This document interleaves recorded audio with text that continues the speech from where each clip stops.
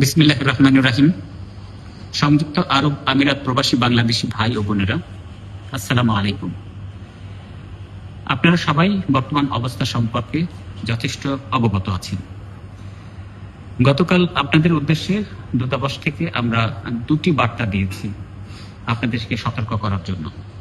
এই বার্তাগুলোর মাধ্যমে অন্তত দুটি পরামর্শ আপনাদেরকে আমরা দেওয়ার চেষ্টা করেছি, যেগুলি সংক্ষেপে নিয়ে আবার পড়ছি। এক, সবাই নিরাপদ অবস্থানে থাকুন। নিতান্ত অতি জরুরি না হলে ঘর থেকে বের হবেন না। পাসপোর্ট, আমিরাত আইডি, নগদ দিরহাম, শুকনো খাবার, পানি ইত্যাদি হাতের কাছে রাখুন। কোনো জমায়েত করবেন না। আরব আমিরাত সরকারের নির্দেশ মেনে চলুন। 2, গুজবে কান দিবেন না। বিভ্রান্তিমূলক পোস্ট দেওয়া এবং শেয়ার করা থেকে বিরত থাকুন। আমিরাতে এটি একটি দণ্ডনীয় অপরাধ।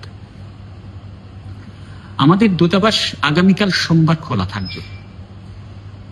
আমরা গতকালকের কথাই আবার বলছি, যে কাজটি আপনি আগামীকাল করবেন বলে পরিকল্পনা করেছিলেন, সেটি যদি 7 দিন বা 10 দিন পরে করলেও চলে, তাহলে আপনার আগামীকাল আসবার দরকার নেই। যদি এমন জরুরি হয় যে সেটা আপনার আগামীকালকেই করতে হবে, কেবলমাত্র সেক্ষেত্রে আসুন, আমাদেরকে আপনারা দূতাবাসে পাবেন। প্রিয় ভাই ও বোনেরা, সাহস হারাবেন না।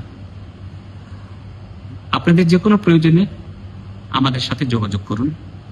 বাংলাদেশ সরকার এবং দূতাবাস ও কনসুলেটের সকল সদস্য আপনাদের পাশে আছে। আমিরাত সরকার এদেশে বসবাসরত সকল নাগরিকের নিরাপত্তার সকল ব্যবস্থা নিশ্চিত করছে। আপনারা সবাই সুস্থ থাকুন, ভালো থাকুন। খোদা হাফেজ।